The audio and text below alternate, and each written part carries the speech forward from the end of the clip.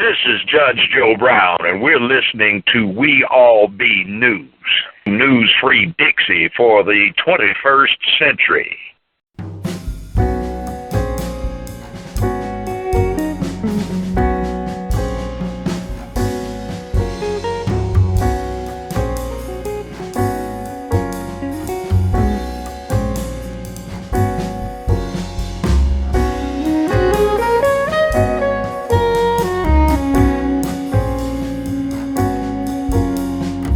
We All Be is honored to have on the one and only Sister YasmIN, truly a visionary. If there was a social engineer, she is truly a social engineer, proud graduate of Howard Law School and from great New Orleans.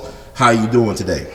Doing excellent, Brother Ronald. How are you guys today? Oh, we are great. And we just want to talk to you about your documentary that came out. It was, I think, a very powerful documentary about a civil rights activist. Can you tell us about that? Sure. Well, the name of the documentary is called Well-Behaved Women Don't Make Her Story. The Dory Latner story. Dory Latner was a student of SNCC, one of the first actual female members of SNCC. Her and Colia Clark were two of the first women who joined SNCC in Mississippi and went to the Delta for training.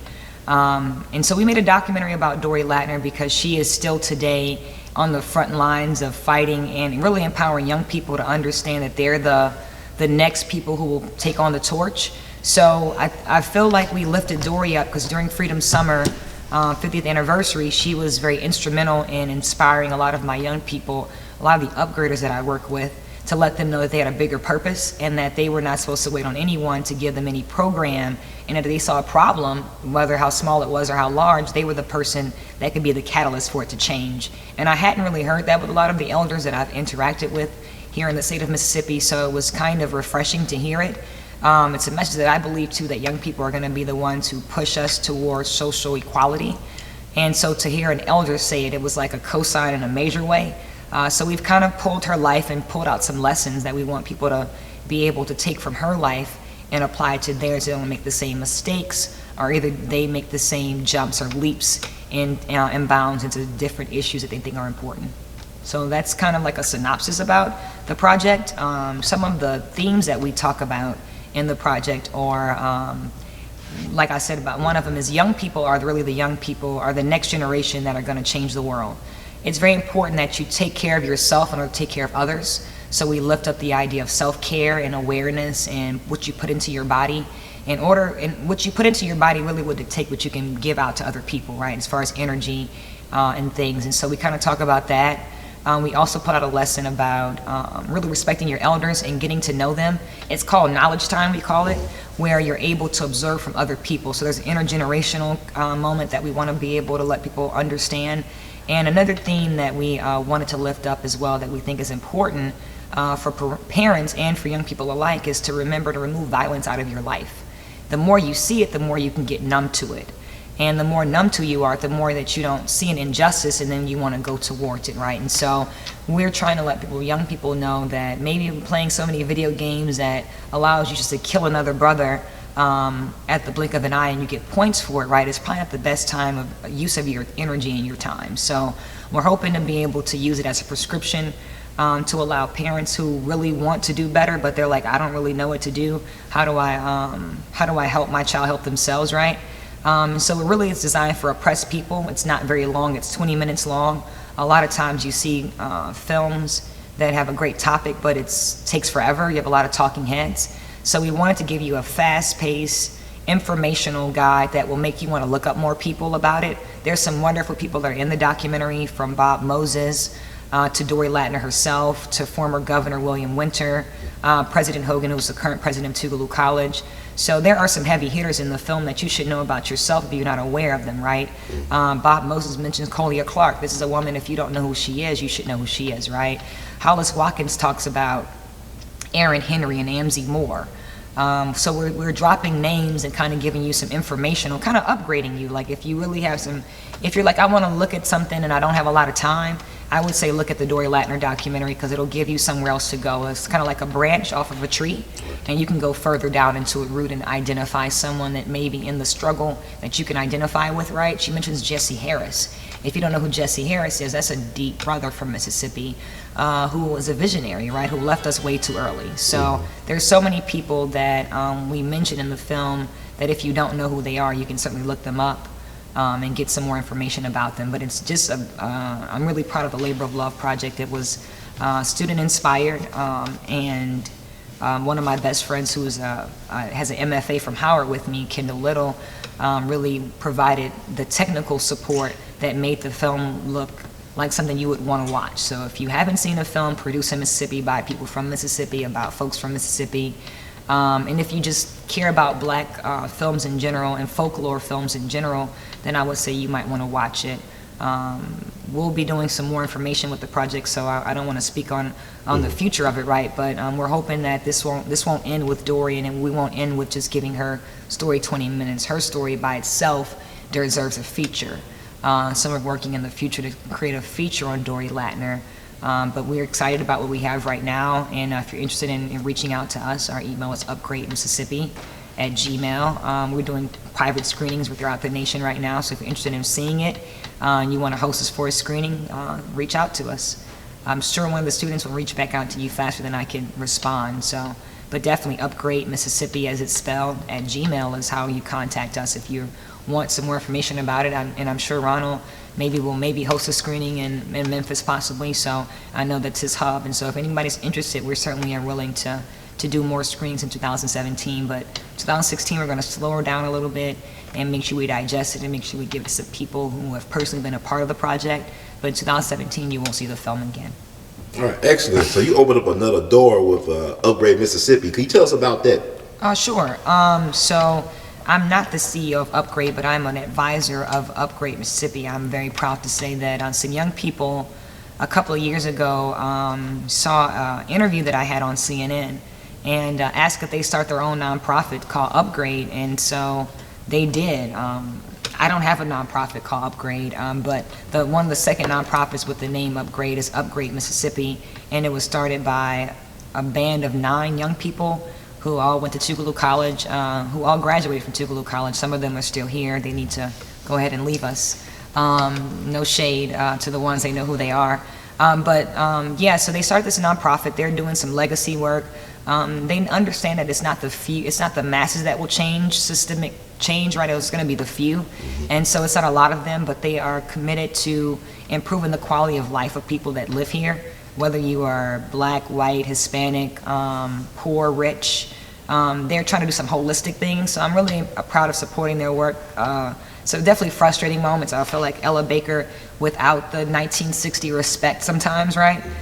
To be perfectly honest, but they are doing some legitimate holistic work and trying to identify some ways that they can systemically, change some of the ways that we are being oppressed and oppressing ourselves. I think self-determination is so important. So that's kind of the philosophy that they've taken on.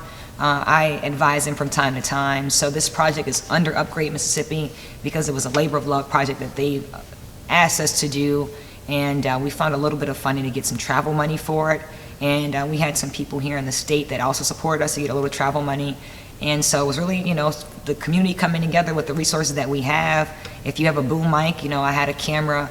Someone else had had an editing system, right? And so we kind of just all came together with a little bit of nothing, with this very, very small budget, and created a project that can possibly put in film festivals, that doesn't have anybody coughing in the background, right? That doesn't have a camera shaking, that, is a decent film that was produced by hands of Nubian descent. So it's, a cool thing to be a part of, and we had some wonderful support at the archives department to give us some feeling to be able to take you back in time. We found some never seen footage that Dorie had never seen of herself from 1960s at the Capitol Street boycott. She'd never seen herself get arrested before when she was a student at Tougaloo, right? So to watch her observation, watching the film, was confirmation that what we were doing was holistic, it was good work. And so her approval was really what I was really kind of concerned about when we went to film it in DC. But her being in awe said it alone. Her grandson saying that it was the best thing that he had seen about his grandma, and he wanted to know more about her, and he's 7, really was the best cosign that I could have gotten from somebody that was close to her life, right? And so Upgrade is trying to do more work like that. We're hoping to do a project on Hollis Watkins Muhammad as well. We want to do one on Reverend Albert Sampson, who was the first gentleman that was ordained by Dr. King. Not the first, excuse me, let me say that correct. Reverend Sampson is one of 3 men that Dr. King ordained, but he's the only gentleman that Dr. King ordained that worked with him closely in his SCLC days, right? And Reverend Sampson is still alive today. So trying to get some of these stories from these people before they leave here from us, right? Sister Peggy, and I think her last name is Johnson, from the Freedom Democratic Party, she's finally ready to tell her story. So there are quite a few stories that need to be told. So we're hoping to be able to tell those stories and tell them with justice for them, right? And be able to allow them to give us some help in being able to identify who can really tell us the stories and make sure that history, or her story, is not just told by people who have a lot of money and who can give you propaganda, right? So we're trying to combat the propaganda that you get so much of on your TV screen that tells you that imagery has to be fast-paced, has to be negative, or has to be violence, right? Why can't you see black stories for what they are? They can be complex. So we're hoping to be able to tell you more stories that have a complexity to them, that have some realness to them as well, right? Besides just telling you about your history. If you don't know where you once were, then how do you know where you're going? That's so true, but if you don't celebrate today, then how do you know your past was even important? So trying to make that balance between those two things. We're excited to start working with Holly Garima, which is pretty huge, to sit with him and talk to him about our vision about films in the future. Just really reiterates that what we're doing makes sense. So, we're just happy to be here in the space and the pace that allows us to be creative. I'm not an artist by true standards, but Ronald would get upset with me if I did not say it, that anybody can be an artist, right? So I was just twiddling on the piano before he came, and I sound pretty decent. Who would never know?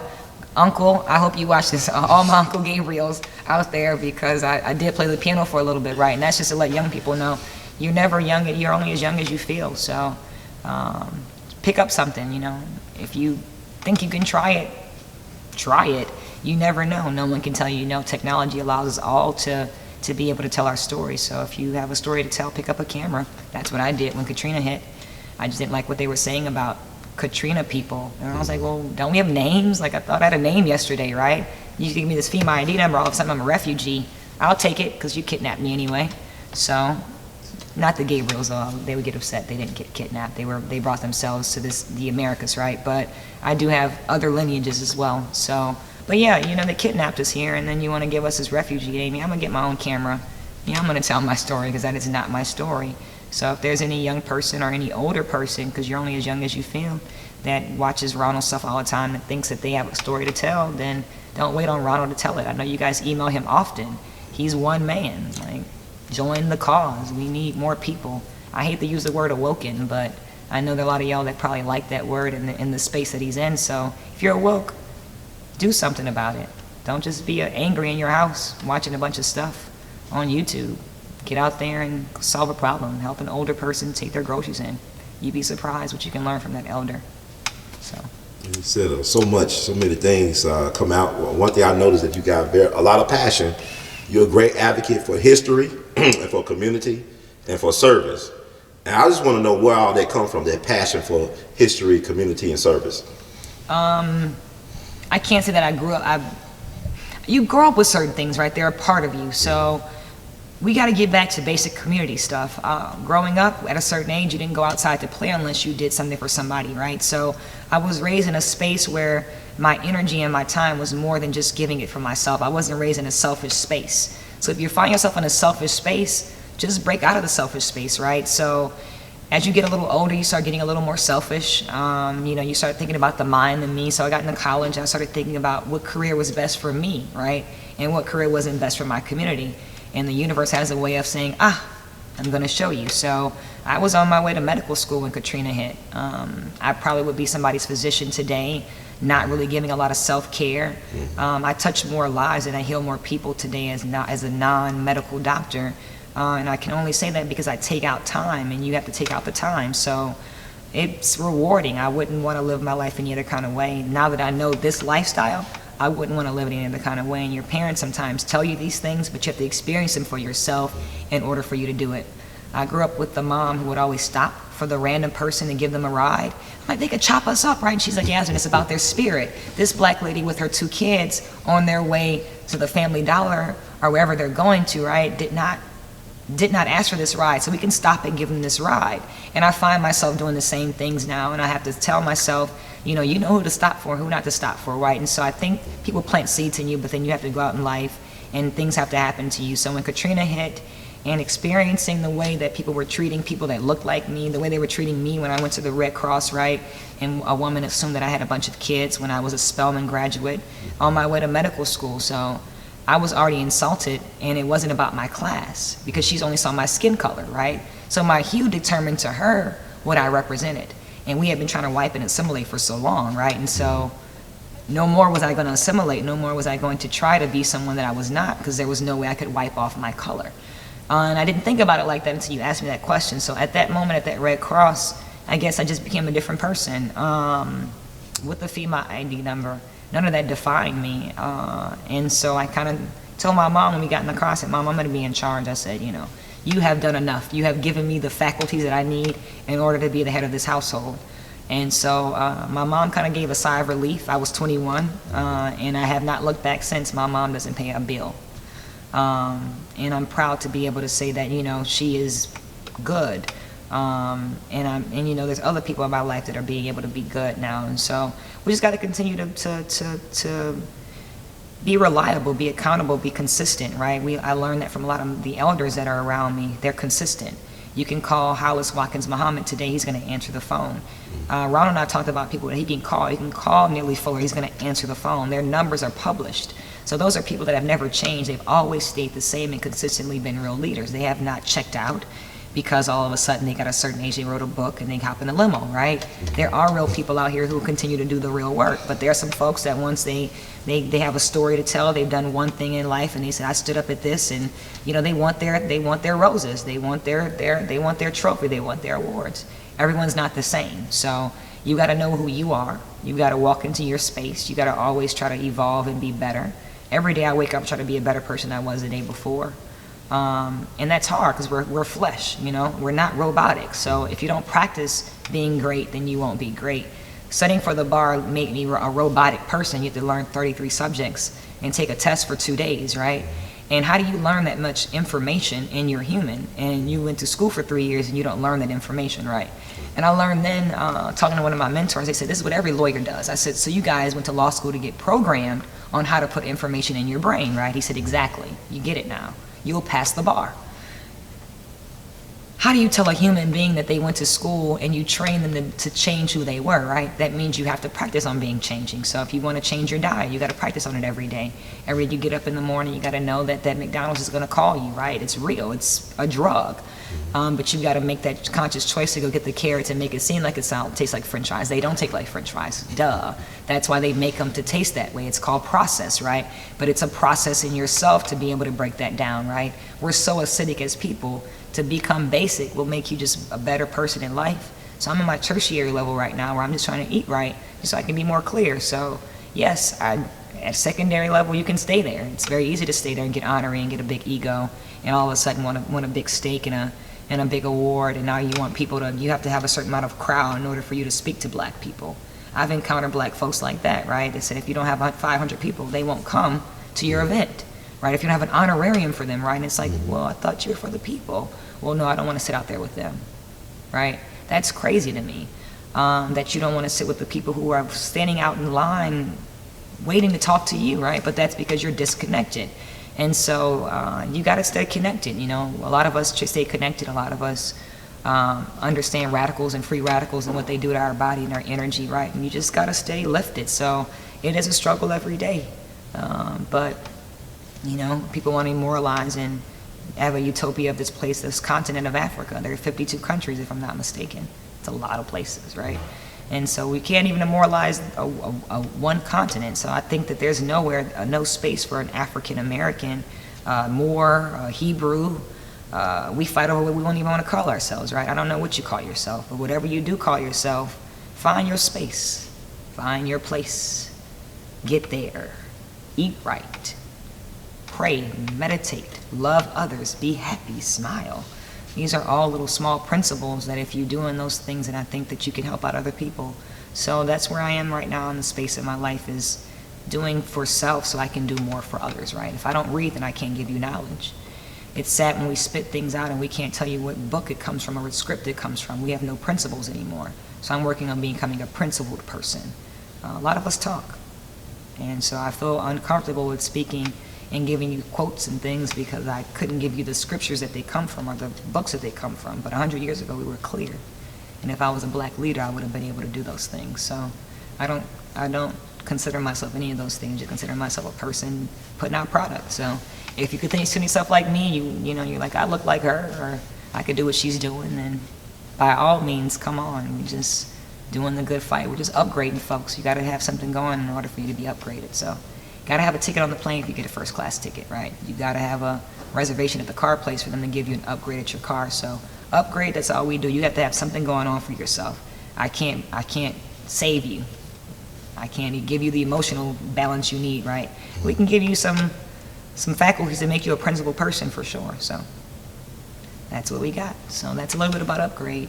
And Upgrade Mississippi is definitely youth-led. So if you have a lot of energy and you're just looking to do some stuff and mobilize, they're not in a self-determination path right now. They're more in a mobilization or organizational path right now. But eventually I think Upgrade Mississippi will be self-determined and will get to the space where they want to make communities. Right now they're really upgrading communities themselves. So I'm proud of the work that they're doing, and I hope they continue to do it. So I think you've talked to the founder of Upgrade before with the interview, so I know they have a different insight. And the more they get exposed, and I think the more that they'll be able to even awe some of us who are naysayers about this generation, who think that they are not paying attention. I think that's the opposite. I think that they know more than we do about how to deal with it. So we'll see. Fascinating stuff. You so much to consider and to digest, actually, for a lot of people. And I was thinking about some stuff you were saying. You say you graduated from Spelman. I'm thinking about Howard Zinn, the former professor at Spelman, who wrote A People's History, the late great Howard Zimmerman. Howard Zimmerman? Howard, you know what I'm talking about. Howard Zinn. Howard Zinn. Yes. He was a good professor at Spelman back in the day. But he's acclaimed, but he talk about A People's History, where you tell them you letting the marginalized voices be amplified through your storytelling. And also I'm getting echoes of Eyes on the Prize, like this is Eyes on the Prize 2.0. And you kind of like got a similar somewhat story like Henry Hampton Jr. had, where he did not see himself becoming what he ended up becoming, producing that award-winning documentary, telling those stories. So do you see yourself as a HErStorian or a historian? How do you view yourself in that light? That's deep. You said three things that caught my eye, right? So yes, Spelman does give you a foundation of thinking about African diaspora in the world. And when you said that, I didn't have Professor Zinn, but I had professors that took the model, and I think it was Dr. Guy Sheftal, who brought the model back to the school and said that we need to have a first-year course that lets women understand that they're around the world that look like them, right? So at a very early age, at 17, 18 years old at Spelman, I had this class that I didn't take when I was a freshman because I didn't go to Spelman as a freshman, right? So the universe is amazing. Here I am, a senior in an African diaspora and world class with a bunch of freshmen. So now I'm not that much older than them, but there is this level of big sisterness, right? And so to watch their faces and to see their faces be exposed to places that I had already been to before, and they're like, well, there are black people in Brazil. I'm like, yeah, it's called Bahia, right? And to see the look on our faces, so we're not exposed to us knowing about ourselves. So yes, I do think that one of my missions is to tell the story of the marginalized people, because we don't tell our own stories. And if we don't tell them, then someone else is going to tell them for us and then lie. Just like someone put a name on the music that my family helped create. It's not called jazz. I think jazz is jive ass nigga, if I'm not mistaken, or some kind of derogatory term for the music that we created, right? And we take on these kind of things. So you're right, we do have to do a better job of telling our stories. I live in Mississippi now, so therefore I'm telling the story of people that are from Mississippi.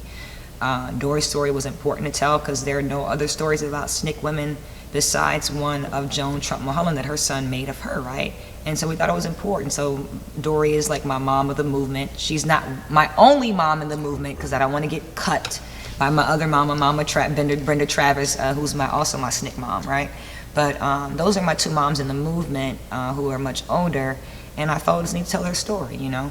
Brenda Travis, is, at the age of 15, was exiled from the state of Mississippi by the governor, the then governor, right? She has never been apologized to this day by any elected official from the state of Mississippi for being exiled from going to buy a bus ticket at the Greyhound bus station in Macomb, Mississippi. And there's a white guy who's the president of Carson Newson Community College, or college out of Tennessee, who gave him his Medal of Freedom. Gave her, he had a purple star, that's what we call him, the Purple Heart, and he gave it to her. Right, they're both from Macomb and they're about the same age. That's the only real official recognition this woman has gotten for her works. Right, so there's so many unsung heroes that I know I won't be the last person to tell them, but if I don't start telling them, then who will? So I feel like, yeah, I'm not on your level because I don't travel the world telling other people's stories, but when I find a story that I have to tell, then I'm going to stick with it and try to give it its due justice so that we can digest it and that it could be something here for a lifetime. So I thank you for that compliment about Eyes on the Prize. I grew up watching Eyes on the Prize. Watching Eyes on the Prize, being the only black kid in your high school, it makes you feel pretty proud when people they turn it off and they say, man, I know you black people did that. And you're like, yeah. And you didn't do any of this stuff, right? So it's pretty cool to have this hue. And I went to I was the only one of two black girls in my high school. So, and the other girl kind of streaking down, like I didn't do that. I was the opposite. I kind of raised up when we watched certain things, right? So for you to say that Eyes on the Prize means a lot to me. It's more part of my DNA than I could even honestly say it's not. So I have to receive that. So I receive that universe. I receive that, brother. And hopefully we will be Eyes on the Prize 2.0. That would be very cool to be able to be around the world the way Eyes on the Prize was and open people's up to, U.S. American history that is African. Would be awesome. Wow, that would be an amazing thing. So if there are any major white liberal funders out there, black liberal funders out there, black liberal, right conservative funders, white conservative funders, all fiat currency folks, that might be a cool thing to do. You can't buy our soul, but you certainly can buy our energy in order for us to create something. So we wouldn't be able to do that. That might be cool. I think Ronald should be a part of that too if we did Eyes on the Prize 2.0 though. And wouldn't, so I maybe would be helping with it, but I certainly wouldn't be the only person involved. But that might be very cool to tell it from our generation's perspective. It's been a lot of years between what they provided, which is still important, but maybe there are a few more stories to tell, so we'll see. That might be cool. One thing you brought up that was fascinating to me, I know that Dick Gregory always say that two of the most powerful forces in American history have always been the black woman and the black church. And it's troubling to me that how can you tell a story about our people without the women involved? Like the women were the key organizers. You bring up Fannie Lou Hamer or Ella Baker. They were the key organizers. They were behind the SNCCs and the SCLC. But what do you think is the problem with telling black women stories? Like, is there, or women's stories in general? Why is it more of those around about the history? Now, the why, I'm not sure, because when we were infants, a lot of that was going on, right? I think that anytime anything is easily created, you don't respect it, right? And so, two women that can cook really well in the kitchen, am I going to really respect her food if I can do the same thing? Probably not, right? And so, there's some level of femininity that has to come with us being able to love ourselves, right? And be able to tell our own stories. Why are we waiting on men to tell our stories? Is another issue that I would have with women in general. I'm not a feminist, so I would say that at the end of the day, I think that we need to do some equilibrium. You know, we as a people right now, we are disjointed, we are lopsided, right? And so we've been like that for a long time, you know. So probably the reason why is that we're not in equilibrium with each other. So if there's 5 men's stories, there should be 5 women's stories, and there should, there's a level of ratio, right? But if no one's having that conversation, then it's not. I don't think there are a lot of stories in general about black people, whether they're male or female.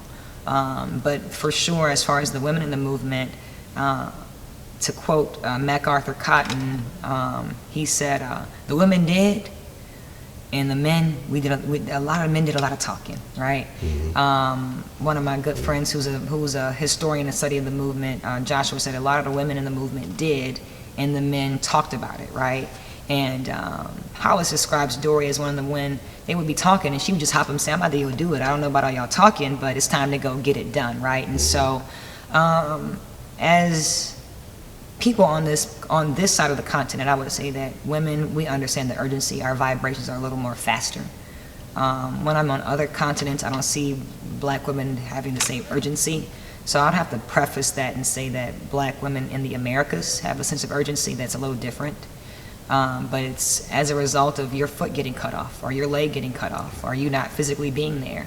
And so over time, if you don't have that arm, then you get used to that nub, and that nub gets to work really well, right? And that you work in that nub, and man, that nub can start doing things that that arm used to be able to do. And so I think that black women right now, we have a lot of nubs, you know? And so we are doing a lot of things that we, by nature, wouldn't be doing if they hadn't killed so many of our men. So many of our men weren't in prison.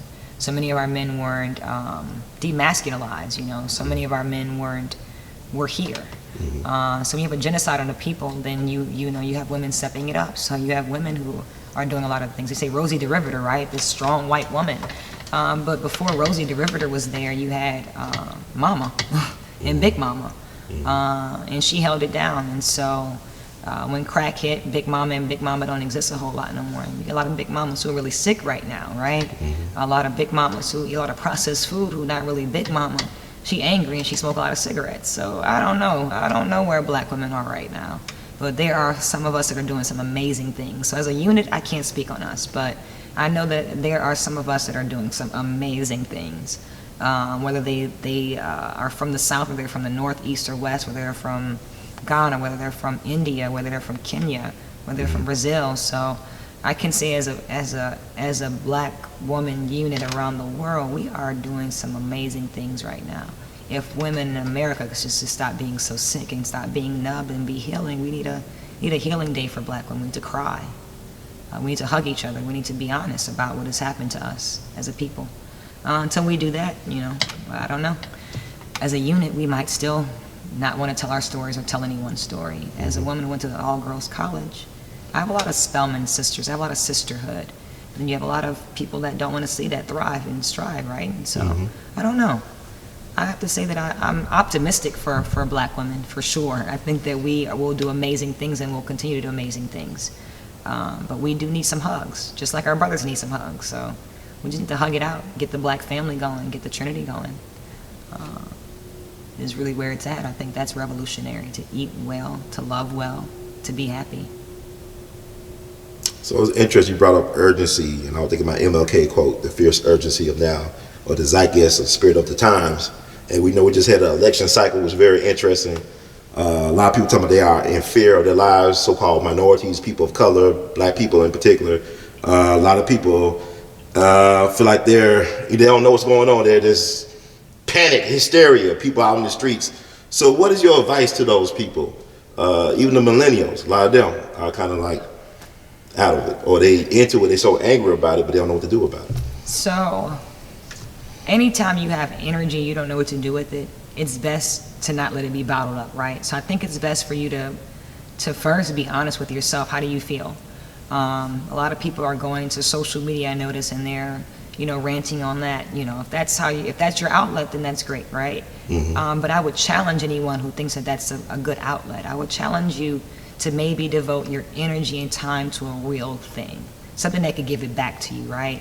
Not your news feed. And I know it seems real, and it does a really good job of making it real, right? Or your timeline, but an actual person, right? And so one of my young people came to me and they were like, you know, Miss Yasmin, you know, it's crazy out here. You know, Trump's the president now, I gotta get my act together, right? And I said, well, if that's what had to happen for you to get your act together, then that's great, right? And they said, well, you know, are you getting your act together? I said, what did I tell you about me on the daily basis trying to be better? So would a presidency change my lifestyle? I said, oh, yes. I said, trying to be holistic, right? And so I work at a college, so I get to see a lot of young people. And I know that at 8 o'clock in the morning, by 3 p.m., I've seen some young people that their lives are about to end at 8 a.m. By noon, they're whistling and skipping, right? So I get to see life for what it is, working at a college. And so it's all about what you make it. Life is really what you make it. And so I've seen someone say that their life is going to end, they didn't turn their paper in, and all of a sudden they got an extension because their computer died and it's noon, they're skipping eating a lunch, right? And so I would say not to let things stress you out so much, and to determine your life's goals. There are some things that you could probably change in your daily habits that you're spending money on, or that you're doing, or you're exerting energy on, that is a waste, that maybe the election allowed you to maybe examine your life. So don't be upset that you can examine your life. Now let it be an open book. So Trump was your tragedy, Katrina was mine, right? So Katrina let me open up my life and say, what was I doing? What was I doing that fundamentally wasn't helping me be the best me I could be, right? And so I had to remove those things out of my life. I love to eat French fries before Katrina. I would eat a French fry 3 times a day. How much money that I would spend, right? If you calculate the money, $2-3 per that, and you multiply that, that's about $9 a day, right? 9 times 7, that's real money, right? And so that was just one thing that I noticed that I was doing that I wasn't able to do when Katrina hit, because everything was shut down, right? And I was like, wow, I'm really addicted to French fries. And it was something that I noticed about myself, that I was able to say, either you're going to notice this, it was an open book at that moment, and I was able to say, are you going to change that about yourself, right? How do you deal with different things? I now like carrots. Carrots have become my French fry, right? Every now and then I still eat French fries, because I know the human flesh is real, right? But for the majority of the time during the week, I find myself crunching on a carrot, because it has taken the notion of the hand motion that I'm used to doing, right? Because I'm used to eating a French fry. That's something that's trivial, right? That I use as an example, because I don't have a big advice for you about this election. I can't tell you about voting or anything like that, right? But I can tell you about yourself. So now you can look at yourself, see what you're doing, and maybe upgrade yourself. So the election, there will be another one in 4 years as far as presidential. I don't know who you voted for locally, you know? That's the person that deals with all the potholes in your area, right? Or deals with the fact that you have no playgrounds in your neighborhood, or deals with the fact that you have no access to good produce in your neighborhood, right? That's not the president of the United States. That's a local person. So yes, you have a president that has said things about individuals that people say behind closed doors, and when mics are off, right? And the mics are on. So food for thought. Thank you. I mean, so much. You definitely gave us a lot of food for thought. Entrees upon entrees of food, appetizers, desserts, and all types of stuff in between. I want to ask you this: like, do you have any other thoughts you'd like to share? Any closing thoughts as we wrap this up? No, you know I'm not long-winded, so no. Whatever you asked me was what should be asked, and whatever I answered is what should have been answered. So thank you. Thank you so much. And what's the best way to get in touch with you? If people want to do a screening or just reach out? Yeah, Upgrade Mississippi. So Upgrade, the word, UPGRADE, Mississippi, MISSISSIPPI at Gmail is the email address for you to contact us about screenings and about anything about all things Upgrade. That's the only entity or institution that I can say that would filter things to me. So that's the best email address for all things Upgrade and all things that are social entrepreneurship and social engineering at its finest. Either going to be a parasite, right, or an engineer. So well, it's good to have your thoughts on that. And I look at you definitely as a real leader. You got a lot of talent. I know you don't say that. I'm going to say that for you. It's interesting because I brought. Pay Ronald to do that. She didn't pay me, but like we talked about Eyes on the Prize earlier. And my senior year of college, I had the honor of having lunch with Sam Pollard, who was an editor on the Eyes on the Prize, who also did a lot of work for Spike Lee, Malcolm X, Four Little Girls. He's an award-winning producer. Did stuff with Martin Scorsese with the Blues documentary. I had lunch with him, me and my friend and the advisor of African American History Department, and I asked him about Henry Hampton Jr. because he actually went to the same school I went to, WashU, in St. Louis, class of 1960. And I asked him what type of man he was, what type of person. He said, well, Henry was not a filmmaker. He, and he didn't necessarily have all the talent to be a filmmaker, but he was a visionary. He was an organizer. He was a person that brought people together. He took the people that nobody else could see having talent and ability and gave them their real first chance. People like Judy Richardson. Everybody who worked on the Eyes on the Prize were people that everybody overlooked or neglected or marginalized or was not seen at all. But by the time the Eyes on the Prize came out and the award win and all this stuff, they ended up becoming some of the best in their field, some of the most respected. And that's how it works a lot of times. The universe works like that because even with Henry Hampton Jr., he's supposed to have been a surgeon like his daddy. His daddy was Henry Hampton Sr. He was the chief surgeon and director of Homer G. Phillips Hospital, City Hospital No. 2 in St. Louis, which trained more black doctors and nurses than any place in the world at one point. That's what his father, he was the chief surgeon.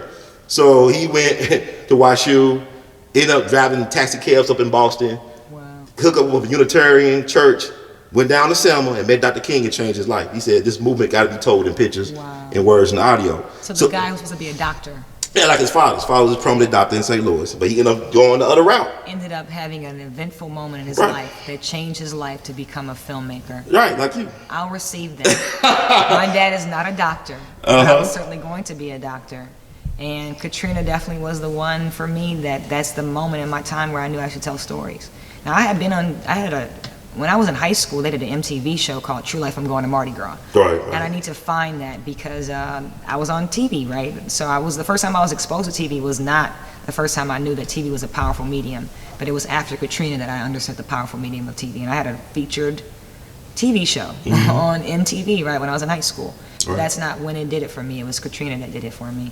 So I received that. I need to learn some more about Henry Hampton. And also about him doing that, he had the largest film production company owned by a black person in the world before he died by the time, 1998. Wow. Had the largest film production company owned by African Americans, Black Side Productions. Wow.